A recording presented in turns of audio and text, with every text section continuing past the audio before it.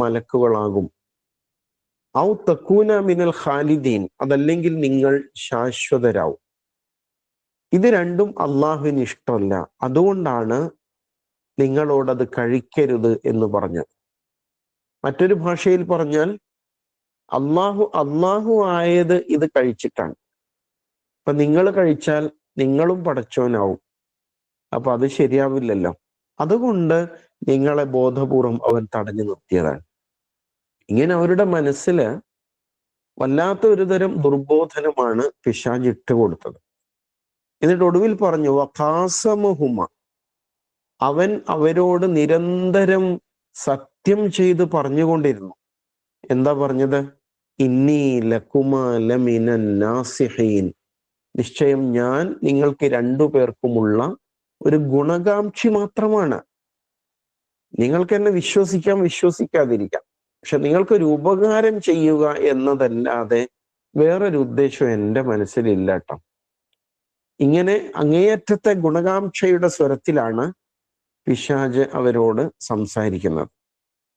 അങ്ങനെയൊക്കെ തന്നെയാണ് മനുഷ്യനും ഇതുപോലെ പിശാചിന്റെ പലതരത്തിലുള്ള പ്രേരണകളിൽ അകപ്പെടുന്നത്. നമ്മളും അകപ്പെട്ടു പോകുന്നത് അങ്ങനെയാണ് അല്ലേ? നല്ലതല്ലേ, എന്താ കുഴപ്പം, ഇങ്ങനെ തുടങ്ങിയിട്ട് പലതരം ചിന്താഗതികൾ നമ്മുടെ മനസ്സിലേക്ക് പിശാച് ഇട്ട് തരുന്നു എന്നുള്ളതാണ്. അപ്പൊ ഇങ്ങനെ നിരന്തരമായി പിശാച് വന്ന് ദുർബോധനം ചെയ്തുകൊണ്ടേയിരിക്കുന്നു. ആ അവസ്ഥയെക്കുറിച്ചാണ് സൂറത്തു നാസിലെ പിശാചിനെ അൽ ഖന്നാസ് എന്ന് വിശേഷിപ്പിച്ചത് അല്ലെ? മിൻ ശർരിൽ വസ്വാസിൽ ഖന്നാസ്, നിരന്തരം വന്നു മറയുന്ന പിശാചിന്റെ ദുർബോധനം. അങ്ങനെയാണ്, ഒറ്റത്തവണ വന്ന് കാര്യം പറഞ്ഞ് അംഗീകരിപ്പിക്കല്ല. ഒരിക്കൽ ചെറിയ ഒരു ചിന്ത നമ്മുടെ മനസ്സിൽ ഇട്ട് തരും, ഒരു ഹിന്റ്, ചെറിയ ചില സൂചനകൾ. അത് ചിലപ്പോ അങ്ങനെയൊന്നും ചെയ്യാൻ പാടില്ല എന്ന് നമ്മുടെ മനസ്സ് പെട്ടെന്ന് തന്നെ തട്ടിക്കളയും. രണ്ടാമതൊരിക്കൽ കൂടി ഇതേ സാഹചര്യം സൃഷ്ടിക്കും. അപ്പൊ നമ്മുടെ മനസ്സിൽ ചെറുതായി അതൊന്ന് ഉടക്കും. അപ്പൊ എന്തല്ലേ, അങ്ങനെ ഒന്ന് ചെയ്തു നോക്കിയാൽ എന്താ കുഴപ്പം എന്ന നിലയ്ക്ക് മനസ്സ് വർക്കൗട്ട് ചെയ്യാൻ തുടങ്ങാൻ. അപ്പൊ അത് മെല്ലെ മെല്ലെ ഡെവലപ്പ് ചെയ്ത് ഇനി ഒന്ന് കാണണം, അല്ലെങ്കിൽ ഒന്ന് അനുഭവിക്കണം, ഈ നിലയിൽ കാര്യങ്ങൾ അടുത്ത ഘട്ടത്തിലേക്ക് മുന്നോട്ട് പോകും. അങ്ങനെ അങ്ങനെ പോയി നമ്മൾ അതിന് അടിമപ്പെട്ടു പോവാണ് ചെയ്യുക. അപ്പൊ എന്ത് സംഭവിച്ചു? ഇനി നമുക്ക് 22-ാമത്തെ ആയത്താണ് ശ്രദ്ധിക്കേണ്ടത്. അള്ളാഹു പറയാണ്, എന്ത് സംഭവിച്ചു ഒടുവില്? നിരന്തരമായ ഈ ദുർബോധനത്തില് അങ്ങനെ ദല്ലാഹുമ, ദല്ല എന്ന് പറഞ്ഞാൽ അകപ്പെടുത്തി എന്നാണ് ഇവിടെ ഉദ്ദേശിച്ചത്. നമ്മൾ പാട്ടിലാക്കി എന്നൊക്കെ പറയില്ലേ, അതാണ് ശരിക്കും ദല്ല. അല്ലെങ്കിൽ അദ്ല എന്ന് പറയുമ്പോഴും, അദ്ല എന്ന് പറഞ്ഞാല് ഇപ്പോ കപ്പിയും കയറും, കിണറ്റിലേക്ക് കയറ് മെല്ലെ മെല്ലെ താഴ്ത്തിയിട്ട് അത് വെള്ളത്തെ തൊടുന്ന സന്ദർഭമുണ്ടല്ലോ, അതിനാണ് അദ്ല എന്ന് പറയാം. ദൽവ് എന്നാണ് ബക്കറ്റിന് പറയാ, ദൽവ് അല്ലേ? ഇപ്പൊ വെള്ളം ഇങ്ങനെ കോരിയെടുക്കുന്ന ഉപകരണം എന്ന അർത്ഥത്തില്. യൂസുഫ് അലൈഹിസ്സലാമിനെ സഹോദരങ്ങൾ കിണറ്റിലിട്ടല്ലോ. അപ്പോ ഒരു കച്ചവട സംഘം അതുവഴി കടന്നു പോകുമ്പോൾ അവര് വെള്ളം എടുക്കാൻ വേണ്ടിയിട്ട് ബക്കറ്റ് താഴ്ത്തുന്നുണ്ട്. അവൻ അവന്റെ ബക്കറ്റ് താഴ്ത്തി. അപ്പോഴാണ് ഒരു കുഞ്ഞ് ആ ബക്കറ്റിൽ അള്ളിപ്പിടിക്കുന്നു അല്ലെ? അല്ലെങ്കിൽ അയാള് അതിലേക്ക് നോക്കിയപ്പോ ഹാദാ ഗുലാം, ഇതാ ഒരു കുഞ്ഞ് എന്ന് പറയുന്നുണ്ട്. അപ്പൊ അങ്ങനെ അദ്ല എന്ന് പറഞ്ഞാൽ ഇങ്ങനെ വെള്ളത്തിന് വേണ്ടി ബക്കറ്റ് താഴ്ത്തുക എന്നാണ് ആശയം. പലപ്പോഴും അത് കിട്ടാത്ത വെള്ളമായിരിക്കും. അങ്ങനെയാണ്. അവിടെ ആ വ്യാപാരികൾ കിണറ്റിലേക്ക് ബക്കറ്റ് ഇറക്കി വെച്ചപ്പോ വെള്ളം കിട്ടിയോ? വെള്ളം കിട്ടിയില്ല, അതിൽ വെള്ളം ഇല്ലായിരുന്നു.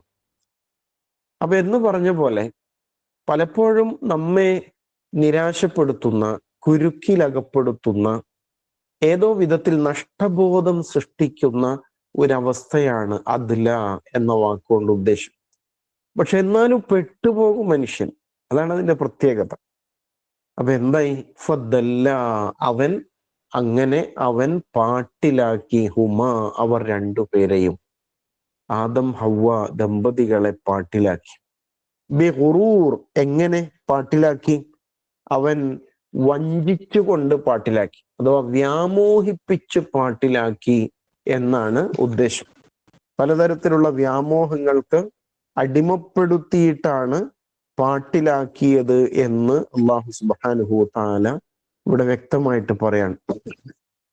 അപ്പൊ ഇങ്ങനെ പിരികയറ്റി അല്ലെങ്കിൽ മൂച്ച് കയറ്റി എന്നൊക്കെ പറയില്ലേ, ഒരാളെ ഇങ്ങനെ ഒരു കാര്യം ചെയ്യാൻ വേണ്ടി നീ ഒന്ന് ചെയ്തു നോക്ക്, ഒരു തവണയല്ലേ, അപ്പൊ അതുകൊണ്ട് എന്താ കുഴപ്പം, നഷ്ടപ്പെട്ടാൽ കാര്യമായിട്ട് നഷ്ടപ്പെടാനൊന്നും ഇല്ലല്ലോ. ഇങ്ങനെയൊക്കെയുള്ള പലതരം ചിന്തകൾ മനസ്സിൽ ഇട്ട് കൊടുത്തിട്ട് കുഴിയിൽ ചാടിക്കുക എന്നൊക്കെ പറയില്ലേ, അങ്ങനെയാണ് ശരിക്കും അത് സംഭവിച്ചത് എന്നാണ് മനസ്സിലാക്കേണ്ടത്. അങ്ങനെ വല്ലാത്തൊരവസ്ഥയിൽ അവർ രണ്ടുപേരും ചെന്നുപെടാൻ. ഫദല്ലാഹുമാ ബിഗുറൂർ, അവരെ രണ്ടുപേരെയും അവൻ വഞ്ചിച്ച് പാട്ടിലാക്കി. അപ്പൊ ആരാ തെറ്റ് ചെയ്തത്? പിശാചാണ് യഥാർത്ഥത്തിൽ അതിനെ പ്രേരിപ്പിക്കുന്നത്, അല്ലെ? അല്ലാതെ ഹവ്വയുടെ തലയണ മന്ത്രം കൊണ്ട് ആദം പെട്ടുപോയതല്ല. നേരത്തെ നമ്മളിത് പറഞ്ഞിരുന്നു.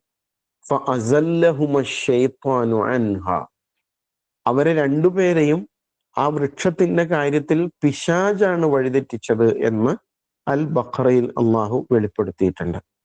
ഫദല്ലാഹുമാ ബിഗുറൂർ.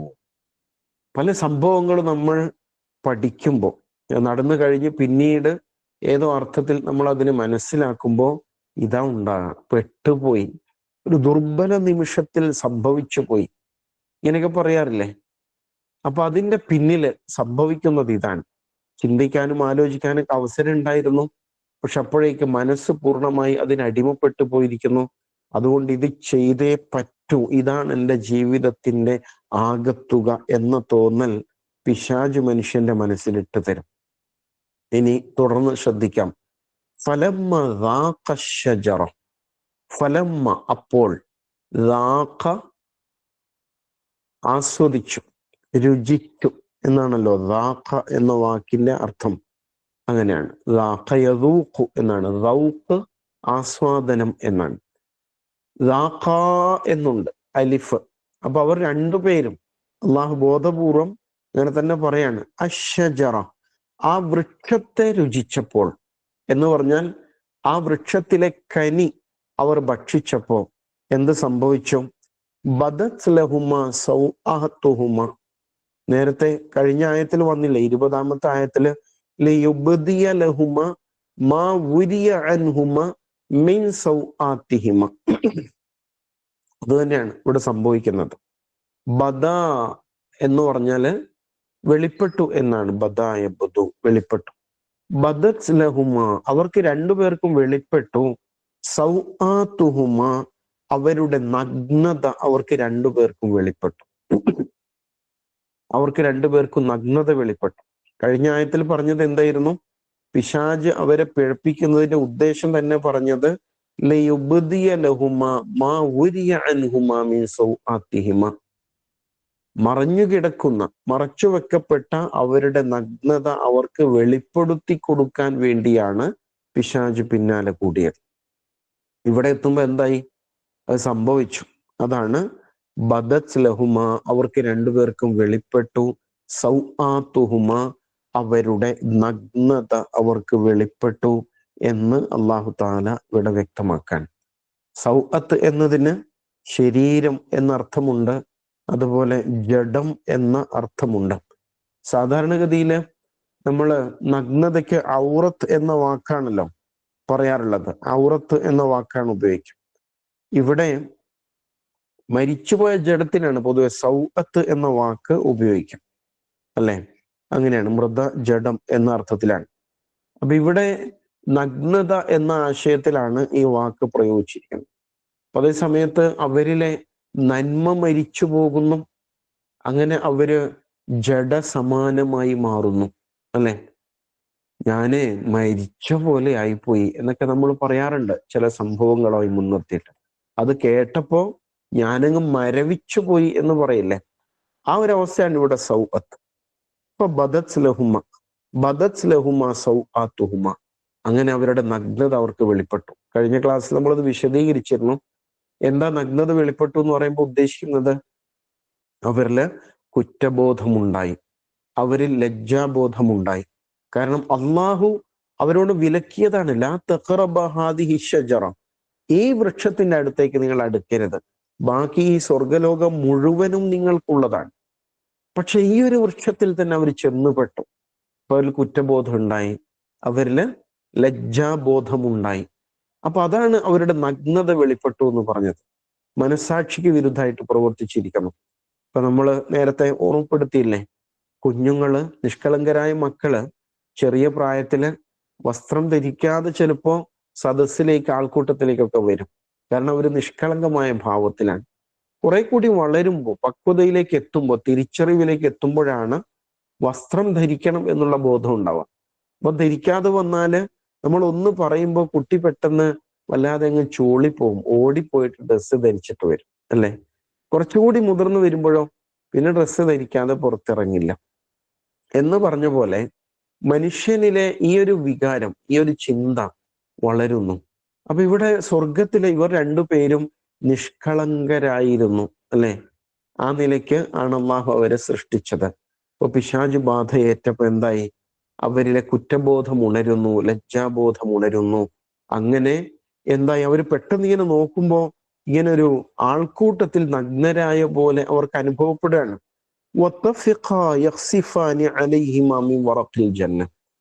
സ്വർഗത്തിൽ അവർ ഒരുപക്ഷെ നഗ്നരായിരിക്കാം ഇതുവരെ.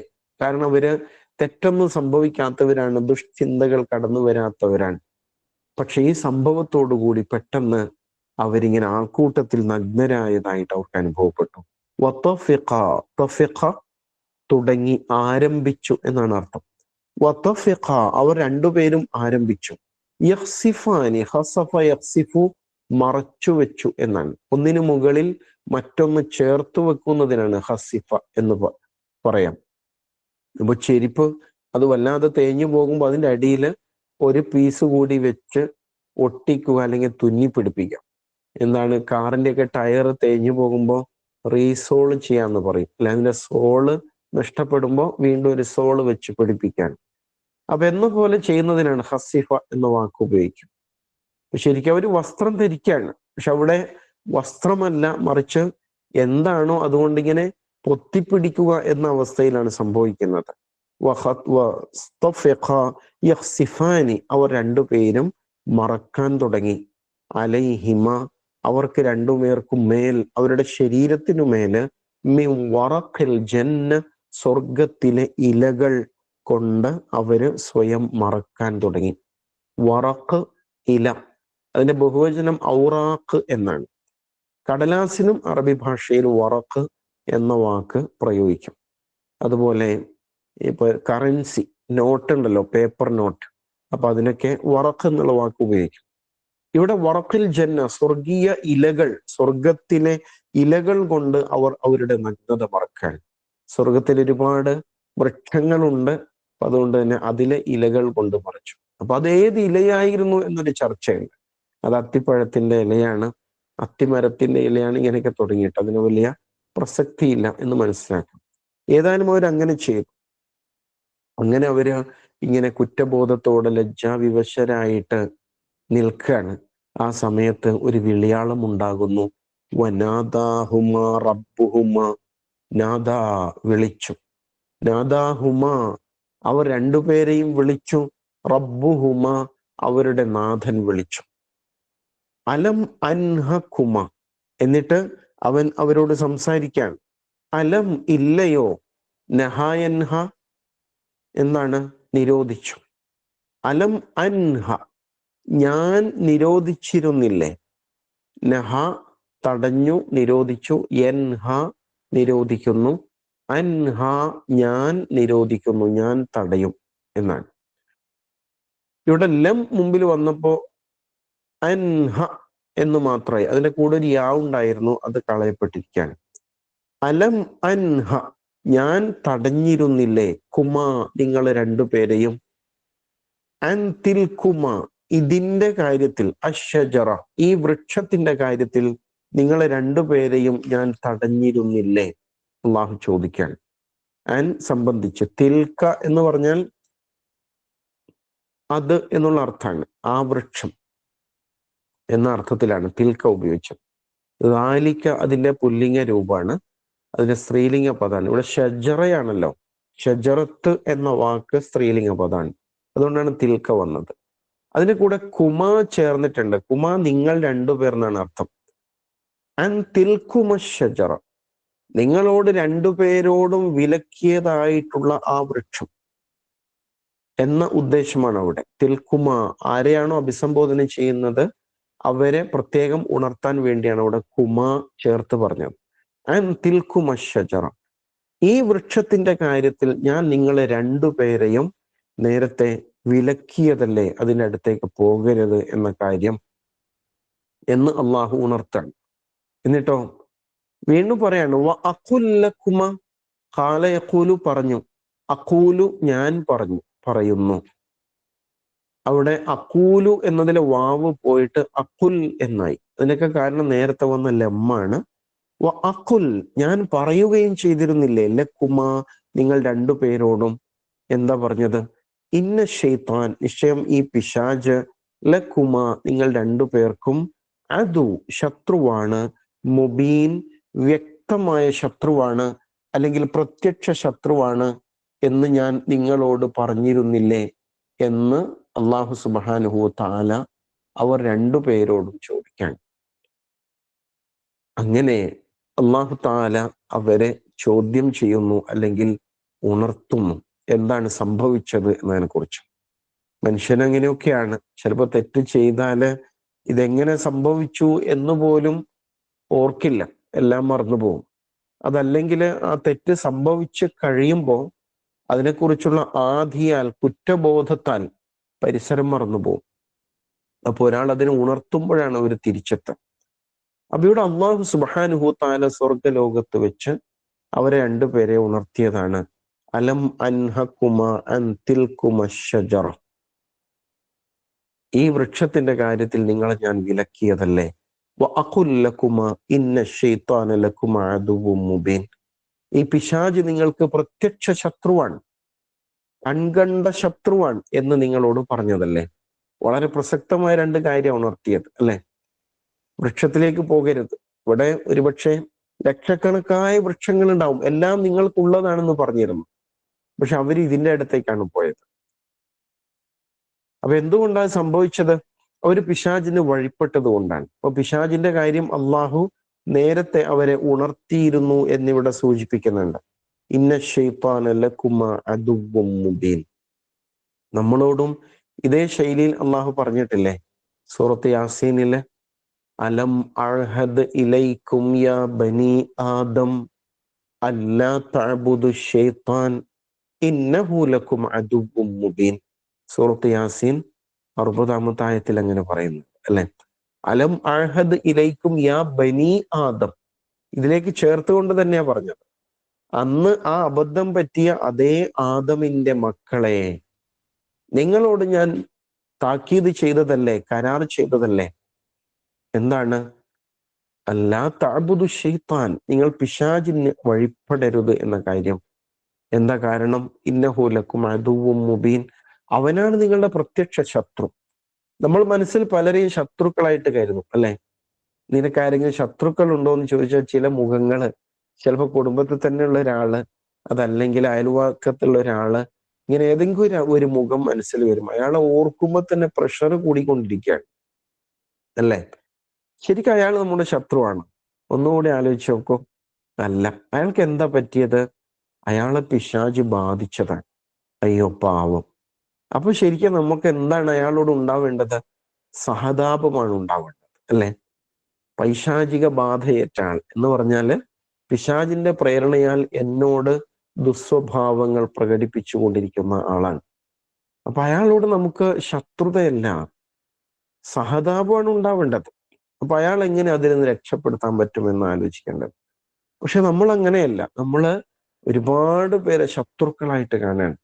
അടിസ്ഥാനപരമായി ലോകത്ത് നടക്കുന്ന എല്ലാ തിന്മകളുടെയും പിന്നിൽ പിശാചാണ്. എന്ന് സൂറത്തു നാസിൽ അള്ളാഹു പഠിപ്പിക്കുന്നുണ്ട്. അപ്പൊ അതിനാൽ അവനെ മുമ്പിൽ കണ്ട് നമ്മൾ നിന്ന് എന്തെങ്കിലും തെറ്റ് ചെയ്യാനുള്ള പ്രേരണ ഉണ്ടാകുമ്പോൾ അത് പിശാചിന്റെ പ്രേരണയാണ്. എനിക്കൊരാളോട് ശത്രുത തോന്നുന്നുണ്ടെങ്കിൽ, വെറുപ്പ് തോന്നുന്നുണ്ടെങ്കിൽ അതിന്റെ പിന്നിൽ പൈശാചികതയുണ്ട്. ഇങ്ങനെ തിരിച്ചറിഞ്ഞാല് നമുക്കിതിൽ നിന്നൊക്കെ രക്ഷപ്പെടാൻ സാധിക്കും എന്നുള്ളതാണ്. ഇന്ന ശൈത്താന ലക്കും അദുവ്വും മുബീൻ. പ്രത്യക്ഷ ശത്രു എന്നാ പറഞ്ഞത്. മുഖാമുഖം കാണും വിധത്തിൽ നിന്റെ കൂടെ തന്നെ ഉള്ള റസൂൽ സല്ലല്ലാഹു അലൈഹി വസല്ലം ഉണർത്തിയില്ലേ, ഈ പിശാച് നമ്മുടെ സിരകളിലൂടെ ഞരമ്പുകളിൽ രക്തം സഞ്ചരിക്കും പോലെ നമ്മുടെ കൂടെ ഉണ്ട് എന്നാണ്. അത്ര പെട്ടെന്ന് നമ്മൾ ചൂടാകുന്നത് അല്ലെ, അനാവശ്യം പറഞ്ഞു പോകുന്നത്, കാരണം ഇയാളുടെ പ്രേരണയാണത്. അപ്പൊ അതിനാൽ ഞാൻ നിങ്ങളെ ഉണർത്തിയതല്ലേ എന്ന് അള്ളാഹു സുബ്ഹാനഹു വ തആല രണ്ടുപേരെയും പ്രത്യേകമായിട്ട് ബോധ്യപ്പെടുത്തുകയാണ് എന്ന് മനസ്സിലാക്കണം. എന്നിട്ട് എന്താ സംഭവിക്കുന്നത്? ഇങ്ങനെ അള്ളാഹു സുബ്ഹാനഹു വ തആല അവരെ ഉണർത്തിയപ്പോ അവരുടെ പ്രതികരണം എന്തായിരുന്നു എന്നാണ് അടുത്ത ആയത്ത്, 23-ാമത്തെ ആയത്ത്. ഇത് വളരെ ശ്രദ്ധേയമായൊരു പ്രാർത്ഥനയാണ്. നമ്മൾ എല്ലാവരും കാണാതെ പഠിക്കേണ്ടതും മനസ്സറിഞ്ഞ് നിർവഹിക്കേണ്ടതുമായ പ്രാർത്ഥനയാണ്. 23. ഖാല റബ്ബനാ ളലംനാ അൻഫുസനാ വഇല്ലം തഗ്ഫിർ ലനാ وإن لم تغفر لنا وترحمنا لنكونن من الخاسرين. വളരെ പ്രധാനപ്പെട്ട പ്രാർത്ഥനയാണ്. അതിലെ ഖാല എന്നത് നമുക്ക് പ്രാർത്ഥിക്കുമ്പോൾ ഒഴിവാക്കാം. റബ്ബന വലംന അൻഫുസന വഇൻ ലം തഗ്ഫിർ ലനാ വതർഹംന ലനകൂനന്ന മിനൽ ഖാസിരീൻ. ഇങ്ങനെ അവർ രണ്ടുപേരും പ്രാർത്ഥിച്ചു. ഖാല അവൻ പറഞ്ഞു, ഖാല അവർ രണ്ടുപേര് പറഞ്ഞു, ആദമും ഹവ്വയും പറഞ്ഞു. ഇവിടെ ഉദ്ദേശിക്കുന്നത് പ്രാർത്ഥിച്ചു എന്നാണ്. റബ്ബന ഞങ്ങളുടെ നാഥ, ലലംന ലലമ യളിമു അക്രമം പ്രവർത്തിച്ചു എന്നാണ്. അൻഫുസന ഞങ്ങളുടെ നഫ്സിനോട്, നഫ്സ് അവനവൻ സ്വയം എന്നുള്ള അർത്ഥമാണ്. പിന്നെ ആത്മാവ്, ശരീരം എന്നൊക്കെ അർത്ഥമുണ്ട്. നഫ്സിന്റെ ബഹുവചനാണ് അംഫുസ്. അംഫുസന ഞങ്ങളോട് തന്നെ എന്നാണ് ഉദ്ദേശം. അക്രമം പ്രവർത്തിച്ചു. വഇൻ ലം തഗ്ഫിർ ലന, എന്നിട്ട് പറയാണ് ഇൻ എങ്കിൽ, ലം ഇല്ല, ഇല്ലം ഇല്ലെങ്കിൽ, തഗ്ഫിർ ഗഫറ യഗ്ഫിറു പൊറുത്തു, തഗ്ഫിറു നീ പൊറുക്കുന്നു, ഇല്ലം തഗ്ഫിർ നീ പൊറുക്കുന്നില്ലെങ്കിൽ, ലന ഞങ്ങളോട്, വതർഹംന റഹിമ യർഹമു കരുണ കാണിച്ചു, റഹ്മത്ത് ചെയ്തു, തർഹമു നീ കരുണ കാട്ടുന്നു, വതർഹംന നീ ഞങ്ങളോട് കരുണ കാട്ടുകയും ചെയ്യുന്നില്ലെങ്കിൽ, ല തീർച്ചയായും, കാന യകൂനു ആകും, നകൂനു ഞങ്ങൾ ആകും, ല നകൂനന്ന തീർച്ചയായും ഞങ്ങൾ ആകും, മിനൽ ഖാസിരീൻ നഷ്ടകാരികളിൽ പെട്ടുപോകും. ഖസിറ നഷ്ടപ്പെട്ടു, ഖാസിർ നഷ്ടകാരി, ലനകൂനന്ന മിനൽ ഖാസിരീൻ ഞങ്ങൾ നഷ്ടകാരികളിൽ അകപ്പെട്ടു പോകും എന്നതാണ്. 3 ഭാഗങ്ങളുണ്ട് ഈ പ്രാർത്ഥനയിൽ അല്ലെ. ഒന്നാമത്തെ എന്താണ്? റബ്ബന വലംന അൻഫുസന, സ്വന്തം തെറ്റിനെ അംഗീകരിക്കുവാനുള്ള മനസ്സാണ് പ്രാർത്ഥനയിൽ, തൗബയിൽ ഏറ്റവും പ്രധാനപ്പെട്ടത്. വലംന അൻഫുസന ഞങ്ങളോട് തെറ്റ് ചെയ്തിരിക്കുന്നു, അക്രമം ചെയ്തിരിക്കുന്നു. അത് വലിയൊരു തിരിച്ചറിവാണ് അല്ലെ. നമ്മൾ പലപ്പോഴും നമ്മൾ ചെയ്യുന്ന തെറ്റുകളെ മറ്റുള്ളവരിലേക്ക് ചേർത്ത് പറയും. അയാൾ അങ്ങനെ പറഞ്ഞിട്ടാണ്, അയാൾ പ്രേരിപ്പിച്ചിട്ടാണ്, മറ്റേയാൾ നിർബന്ധിച്ചിട്ടാണ്, ഇങ്ങനെയൊക്കെ പറയില്ലേ. അങ്ങനെയാണ്. പക്ഷെ ഇവിടെ തിരിച്ചറിവുണ്ടായി, ഞാൻ തന്നെയാണത് ചെയ്തത്, എനിക്ക് ചെയ്യാതിരിക്കാനുള്ള പൂർണ്ണ സ്വാതന്ത്ര്യം ഉണ്ടായിരുന്നു, എന്നിട്ടും ഞാനത് ചെയ്തു. വലംന അൻഫുസന, ഇത് വലിയൊരു തിരിച്ചറിവാണിത്. നമുക്ക് ഉണ്ടാവേണ്ട ഏറ്റവും പ്രധാനപ്പെട്ട കാര്യം അതാണ്. നമ്മൾ മറ്റു പലരുടെ മേലും പലതും പഴിചാരും. അയാൾ അങ്ങനെ ചെയ്തുകൊണ്ട് ഞാനും ഇങ്ങനെ ചെയ്തു എന്നൊക്കെ പറയും. പക്ഷെ നിന്റെ ഭാഗത്ത് നിന്നുള്ള പ്രവൃത്തിക്ക് പൂർണ്ണ ഉത്തരവാദിത്വം നിനക്കാണ്. അതാരുടെ മേലും ചാർത്തി കൊടുക്കാൻ സാധ്യമല്ല. ളുൽമുൻ നഫ്സ്, എന്നൊരു പ്രയോഗമുണ്ട് ഖുർആനിൽ. അത് എന്താണ് ശരിക്കും? ആത്മവഞ്ചനയാണത്, അല്ലെ? സ്വന്തത്തോട് അക്രമം ചെയ്യാന്ന് പറഞ്ഞാൽ അയാൾ അവനവന്റെ മനസാക്ഷിക്ക് വിരുദ്ധമായിട്ട് പ്രവർത്തിക്കാന്നാണ്. മനസാക്ഷി പറയും ചെയ്യുന്നത് തെറ്റാട്ടോ, ശ്രദ്ധിക്കണം, പക്ഷെ എന്നാലും ഞാൻ ചെയ്യും. അങ്ങനെയാണ് തെറ്റ് സംഭവിക്കുക. അപ്പൊ മനസാക്ഷിക്ക് വിരുദ്ധമായത്. പിന്നെ അവനവന്റെ മനസ്സിനെ ഉപദ്രവിച്ചുകൊണ്ടിരിക്കുന്ന, അവനവനിൽ കുറ്റബോധവും അസ്വസ്ഥതയും സൃഷ്ടിച്ചുകൊണ്ടിരിക്കുന്ന പ്രവൃത്തികൾ, അതൊക്കെ ളുൽമുൻ നഫ്സായിട്ട് വരും, അല്ലെ? അതേപോലെ തന്നെ അവനവന്റെ ശരീരത്തെ നശിപ്പിക്കുക, അവനവന്റെ സമ്പത്തിനെ നശിപ്പിക്കുക, അഭിമാനത്തെ നശിപ്പിക്കുക, ഈ നിലയിൽ ചെയ്യുന്ന തെറ്റുകളൊക്കെയും ഈ ളുൽമുൻ നഫ്സിലവര്. മദ്യപാനിയാകുന്നു ഒരാള്, ആരെയാണ് നശിപ്പിക്കുന്നത്? അവനവനോട് തന്നെയാണ് അയാൾ അക്രമം കാണിക്കുന്നത് ഒന്നാമതായിട്ട്. പിന്നെ അത് കുടുംബത്തെയും ബന്ധുക്കളെയും ഒക്കെ ബാധിക്കുന്നുണ്ട്. അപ്പൊ തുടക്കം അവിടുന്നാണ്. അതിന് ഉത്തരവാദിത്വം അവനവന് തന്നെയാണ് എന്നതാണ്. ഖുർആനിൽ ഇസ്രായേല്യരുടെ അതിക്രമങ്ങളെ കുറിച്ച് പറയുന്ന ഒരു പ്രയോഗമുണ്ട്. വമാ വലമൂന വലാകിൻ കാനൂ അൻഫുസഹും യദ്ലിമൂൻ. അവർ നമ്മോടല്ല അക്രമം കാണിച്ചത്, അവർ അവരോട് തന്നെയാണ് അക്രമം കാണിച്ചത്. കൃത്യമായ പ്രയോഗമാണ്. ശരിക്കും ഉണ്ടല്ലോ, ഇപ്പോ പൊതുസ്ഥലത്ത് പുകവലിക്കാൻ പാടില്ല. അപ്പൊ പുകവലിക്കുന്ന ആളെന്ത് ചെയ്യും? അയാള് ബസ് സ്റ്റാൻഡിലൊക്കെ പിറകെ പോയിട്ട് ആരും കാണാതെ, അല്ലെങ്കിൽ ആ പൊതു ടോയ്ലറ്റിലൊക്കെ കയറിയിട്ട് അയാൾ എങ്ങനെയെങ്കിലും പുകവലിച്ച് കളയും, അല്ലെ? അപ്പൊ ശരിക്കും അയാൾ എന്താ കരുതാ?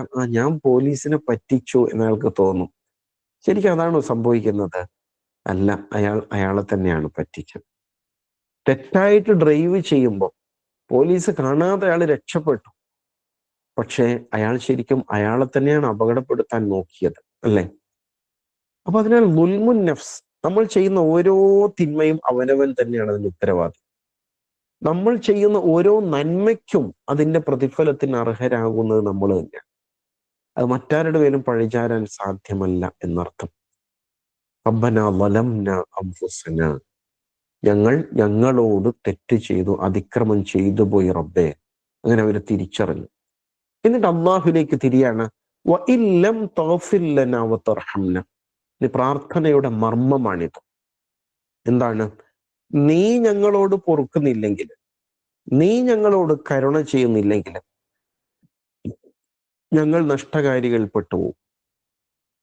അള്ളാഹുവോട് മാത്രം പ്രാർത്ഥിക്കുക, അങ്ങനല്ലേ? അങ്ങനെയാണ്. ഉദൂ ലീ അസ്തജിബ് ലക്കും. നിങ്ങൾ എന്നെ വിളിക്കൂ, ഞാൻ ഉത്തരം ചെയ്യാം. എന്നെക്കുറിച്ച് എന്റെ ദാസന്മാർ നിന്നോട് ചോദിച്ചാൽ നീ പറയണം, ഇന്നി ഖരീബ് ഉജീബു ദഅവത ദാഇ ഇദാ ദഅൻ. ഞാൻ അടുത്ത് തന്നെ ഉണ്ട്, വിളിക്കുന്നവന്റെ വിളിക്ക് ഞാൻ ഉത്തരം ചെയ്യും. ഇങ്ങനെ അള്ളാഹു പറഞ്ഞില്ലേ? പറഞ്ഞു. എന്നാലും എന്താ ചെയ്യാ ആൾക്കാര്? പല സ്ഥലങ്ങളിലും അപേക്ഷ കൊടുക്കും, കൂട്ടത്തിൽ ഒന്ന് അള്ളാഹുവിനും കിടക്കട്ടെ എന്നുള്ളതാണ്. പലയിടങ്ങളിൽ പോയി പലരോടും പ്രാർത്ഥിച്ചു നോക്കി, കൂട്ടത്തിൽ ഒന്ന് ഇനിയൊന്ന് അള്ളാഹുവിനും എടുക്കും. ഞാൻ അള്ളാഹിനോടും പ്രാർത്ഥിക്കാറുണ്ട് കേട്ടോ. ഇങ്ങനെയല്ല, കിട്ടുകയാണെങ്കിൽ കിട്ടട്ടെ എന്ന മനസ്സോടെ പ്രാർത്ഥിക്കരുത്. അല്ലാഹുമ്മ ഗ്ഫിർലി ഇൻ ശിഅ്ത, നീ ഉദ്ദേശിക്കുകയാണെങ്കിൽ എനിക്ക് നീ പുറത്തു താ റബ്ബേ, അങ്ങനെ പ്രാർത്ഥിക്കരുത്. നീയല്ലാതെ പിന്നെ ആരാ ഉള്ളത്? ഇവിടെ അതാ പറയുന്നത്. വഇല്ലം തഗ്ഫിർ ലനാ വതർഹംനാ, നീ പൊറുക്കുന്നില്ലെങ്കിൽ, നീ കരുണ ചെയ്യുന്നില്ലെങ്കിൽ, ലനകൂനന്ന മിനൽ ഖാസിരീൻ, ഞങ്ങൾ നഷ്ടകാരികളാണ് റബ്ബേ. വേറെ ആരോടാണ് ഞങ്ങൾക്ക് സങ്കടം പറയാനുള്ളത്? അതുകൊണ്ട് ഞങ്ങളെ ഒന്ന് കേട്ടൂടെ? ഞങ്ങളുടെ പ്രശ്നങ്ങളൊന്ന് ഏറ്റെടുത്തൂടെ? ഞങ്ങളുടെ മനസ്സിനെ ഒന്ന് ശുദ്ധീകരിച്ച് തന്നൂടെ? ഇതാണ് പ്രാർത്ഥനയുടെ മർമ്മം. അത് വളരെ പ്രധാനമാണ്. അത് മനസ്സിന്റെ അകത്തളത്തിൽ നിന്ന് രൂപപ്പെടേണ്ടതാണ്. നെഞ്ചുരുകി, മനസ്സുരുകി, കണ്ണീരണിഞ്ഞ്, സങ്കടപ്പെട്ട് അവന്റെ മുമ്പിൽ തലതല്ലി പ്രാർത്ഥിക്കേണ്ടതാണ്. അപ്പൊ മനസ്സങ്ങ് ക്ലീനാവും. അപ്പൊ ഭാരങ്ങളൊക്കെ അറിയാതെ അങ്ങ് ഇറങ്ങിപ്പോവും, അല്ലെ? അങ്ങനെ പ്രാർത്ഥിക്കണം. അപ്പൊ അങ്ങനെ സംഭവിച്ചാല്, നീ പൊറുക്കുന്നില്ലെങ്കിൽ, നീ കരുണ കാട്ടുന്നില്ലെങ്കിൽ, ലനകൂനന്ന മിനൽ ഖാസിരീൻ, ഞങ്ങൾ നഷ്ടകാരികളിൽ പെട്ടുപോകും റബ്ബേ എന്നാണ്. അപ്പൊ ശരിക്കും ഇവരുടെ മനസ്സിങ്ങനെ അസ്വസ്ഥപ്പെട്ട് കുറ്റബോധത്താൽ പ്രയാസപ്പെട്ടപ്പോ അള്ളാഹു തആല തന്നെയാണ് പരിഹാരം കാണിച്ചു കൊടുത്തത്. സൂറത്തുൽ ബഖറയിലില്ലേ, ഫതലഖ ആദമു മിർ റബ്ബിഹി കലിമാത്തിൻ ഫതാബ അലൈഹി ഇന്നഹു ഹുവത് തവ്വാബുർ റഹീം. ഫതലഖ ആദം, ആദം പറഞ്ഞു, ഏറ്റു പറയാൻ, മിർ റബ്ബിഹി, തന്റെ റബ്ബിൽ നിന്ന്, കലിമാത്ത്, ചില വചനങ്ങൾ, ഫതാബ അലൈഹി, അങ്ങനെ പറഞ്ഞപ്പോ അള്ളാഹു അവരുടെ പശ്ചാത്താപം സ്വീകരിച്ചു. ഇന്നഹു ഹുവത് തവ്വാബുർ റഹീം, അവൻ എല്ലാം പൊറുക്കുന്ന കരുണാനിധിയല്ലോ എന്ന് പറയുന്നുണ്ട്. അള്ളാഹു തന്നെയാണ് ഇതിന്റെ വഴി പറഞ്ഞു കൊടുത്തത്. ആലോചിച്ച് നോക്കൂ, അള്ളാഹു എത്ര കാരുണ്യവാനല്ലേ. നമ്മളാണെങ്കിൽ അങ്ങനെയാണോ ചെയ്യാം? നമ്മളോട് ഒരാൾ തെറ്റ് ചെയ്താല് അല്ലേ, ഞാൻ പൊറുക്കാം, അതിന് നീ എന്നെ സ്നേഹിക്കൂ, എന്നിലേക്ക് അടുത്തു വരും എന്ന് നമ്മൾ പറയാം. അള്ളാഹു തആല അങ്ങനെ അവരെ തിരിച്ചെടുക്കുകയാണ്. നമ്മുടെ മക്കളിൽ നിന്ന് തെറ്റ് സംഭവിക്കുമ്പോൾ നമ്മൾ അവരെ ചേർത്ത് പിടിക്കും പോലെയാണ്, അല്ലെ? അങ്ങനെയാണ് അള്ളാഹു അവരെ തിരിച്ചു പിടിച്ചത്. അപ്പൊ അതിന്റെ വഴി അള്ളാഹു തന്നെ കാണിച്ചു കൊടുത്തു. ഒരു അപേക്ഷ നൽകുമ്പോൾ അതിന്റെ പ്രിസ്ക്രൈബ്ഡ് ഫോം ഉണ്ടല്ലോ, ആ ഫോമിൽ തന്നെ എഴുതണം എന്ന് പറയില്ലേ, എന്ന പോലെ അള്ളാഹു പഠിപ്പിച്ച വചനങ്ങൾ തന്നെ ഏറ്റു പറയാണ്. റബ്ബന വലംന അൻഫുസന വഇല്ലം തഗ്ഫിർ ലന വതർഹംന ലനകൂനന്ന മിനൽ ഖാസിരീൻ. അവരുടെ മനസ്സ് അത്രയും വിശുദ്ധമാണ്, തെറ്റിനെ കുറിച്ചുള്ള തിരിച്ചറിവിനാൽ നിർഭരമാണ്, അവർ പശ്ചാത്താപ വിവശരാണ് എന്ന് മനസ്സിലായപ്പോൾ അള്ളാഹു തആല അവർക്ക് വഴി കാണിച്ചു കൊടുത്തു എന്നുള്ളതാണ്. ഇവിടെ നേരെ മറിച്ചാലോചിച്ച് നോക്കും, ഇതേ സാഹചര്യമാണല്ലോ ശരിക്കും പിശാചിന് സംഭവിച്ചത്. ഇതേ സാഹചര്യമാണ് പിശാചിന് ഉണ്ടായത്, അല്ലെ? അയാള് അള്ളാഹുവിന് സുജൂദ് ചെയ്യാൻ പറഞ്ഞപ്പോ, ആദമിന് സുജൂദ് ചെയ്യാൻ പറഞ്ഞപ്പോ സുജൂദ് ചെയ്തില്ല. അള്ളാഹു ചോദ്യം ചെയ്തു. ചോദ്യം ചെയ്തപ്പോ അയാൾ എന്താ പറഞ്ഞത്? അന ഖൈറും മിൻഹു, ഞാൻ അവനേക്കാൾ ഉത്തമനാണ്. നീ എന്നെ തീ കൊണ്ടല്ലേ പഠിച്ചത്, അവനെ നീ മണ്ണ് കൊണ്ടല്ലേ പഠിച്ചത്, നീയാണ് എന്നെ പിഴപ്പിച്ചത്. ഇങ്ങനെയൊക്കെയുള്ള വാക്കുകളാണ് അയാൾ പ്രയോഗിച്ചത്. അതാണ് മനുഷ്യനും പിശാചും തമ്മിലുള്ള വ്യത്യാസം. മനുഷ്യൻ എപ്പോഴും തിരിച്ചു വരാനുള്ള അവസരമുണ്ട്. അവനത് ഉപയോഗപ്പെടുത്തുകയാണെങ്കിൽ തീർച്ചയായിട്ടും അവൻ രക്ഷപ്പെടും. ആദമും ഇബ്ലീസും തമ്മിലുള്ള വ്യത്യാസം അതാണ്. ആദം പശ്ചാത്തപിച്ചപ്പോ അള്ളാഹു സ്വീകരിച്ചു. ആദമിനെ സൃഷ്ടികളില് ആദ്യ പ്രവാചകനായിട്ട് നിശ്ചയിച്ചു, അല്ലെ? വലിയൊരു പദവി നൽകുകയാണ് ചെയ്തത്. ഇബ്ലീസോ, അയാൾ ദുഷിച്ചു, അന്ത്യനാൾ വരേക്കും ശപിക്കപ്പെട്ടവനായിട്ട് മാറി എന്നതാണ് അതിന്റെ മറുവശം. അപ്പൊ അതിനാൽ തെറ്റുകൾ സംഭവിക്കുമ്പോൾ അള്ളാഹുവിലേക്ക് മടങ്ങുക, പശ്ചാത്താപ വിവശരാവുക എന്ന വലിയ പാഠം അള്ളാഹു സുബ്ഹാനഹു തആല ഈ ആയത്തിലൂടെ പഠിപ്പിക്കുന്നുണ്ട്. അങ്ങനെ ഈ തെറ്റിൽ നിന്ന് പൂർണ്ണമായി വിശുദ്ധി വരുത്തിയ ആദം ഹവ്വ ദമ്പതികളെ അള്ളാഹു തആല ഭൂമിയിലേക്ക് നിയോഗിക്കുന്നതാണ് അടുത്ത ഘട്ടം. അങ്ങനെ അവരെ ശുദ്ധീകരിച്ച് ആദമിന് പ്രവാചകത്വം നൽകി മനുഷ്യകുലത്തിന്റെ പിതാവായിട്ട് ഭൂമിയിലേക്ക് അവതരിക്കുന്നു. അങ്ങനെയാണ് നമ്മളും ആ വല്യപ്പയുടെ മക്കളായിട്ട് ഈ ഭൂമിയിൽ എത്തുന്നത്. അങ്ങനെ ആദമിന് അള്ളാഹു ഏൽപ്പിച്ചൊരു ഡ്യൂട്ടിയാണ്, നീ ഖലീഫയാവുക, അള്ളാഹുവിന്റെ പ്രതിനിധിയായിട്ട് ഭൂമിയിൽ ജീവിക്കാം. നമ്മളോടും അത് തന്നെയാണ് പറഞ്ഞത്. അന്ത്യനാൾ വരേക്കുള്ള ആദം സന്തതികൾ മുഴുവനും അങ്ങനെ ആവണം എന്നാണ് അള്ളാഹു നിശ്ചയിച്ചത്. അതിലേക്കാണ് വിഷയങ്ങൾ മെല്ലെ മെല്ലെ മുന്നോട്ട് പോകുന്നത്. അപ്പൊ ഈ പ്രാർത്ഥന എല്ലാവരും കാണാതെ പഠിക്കാൻ ഉപയോഗപ്പെടുത്തുക. അതുപോലെ തന്നെ അവരുടെ പശ്ചാത്താപ മനസ്സ് നമ്മിൽ സൃഷ്ടിച്ചെടുക്കുക. തെറ്റുകളെ മനസ്സിലിങ്ങനെ കൊണ്ടു നടക്കുന്നതിന് പകരം അതാത് സമയത്ത് തന്നെ പൂർണ്ണമായും പശ്ചാത്തപിച്ച് മനസ്സ് ശുദ്ധിയാക്കുക എന്നത് വളരെ പ്രധാനമാണ്. അല്ലാഹു സുബ്ഹാനഹു തആല അങ്ങനെ വിശുദ്ധി കൈവരിക്കുവാൻ നമുക്കെല്ലാം തൗഫീഖ് നൽകുമാറാവട്ടെ. പടച്ചവനെ, സംഭവിച്ചു പോയ തെറ്റുകളെല്ലാം വിട്ടുവീഴ്ച ചെയ്ത് പുറത്തു തരണേ നാഥ. പടച്ചവനെ, ആത്മവിശുദ്ധി നൽകി ഞങ്ങളെ അനുഗ്രഹിക്കണേ റബ്ബേ. കൂടുതൽ നന്മകളിലൂടെ മുന്നേറുവാൻ തൗഫീഖ് നൽകണേ നാഥ.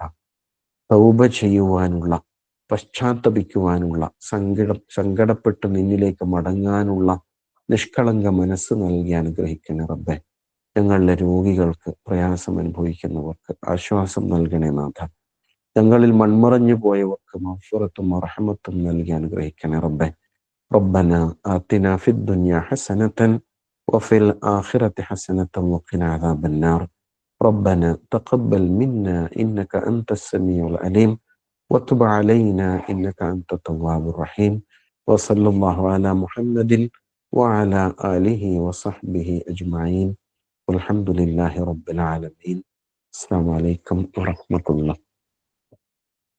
ഇന്നൊരു യാത്ര ഉള്ളതിനാൽ ചോദ്യോത്തര പരിപാടി അടുത്ത ആഴ്ചയിലേക്ക് മാറ്റാണ്. അസ്സലാമു അലൈക്കും.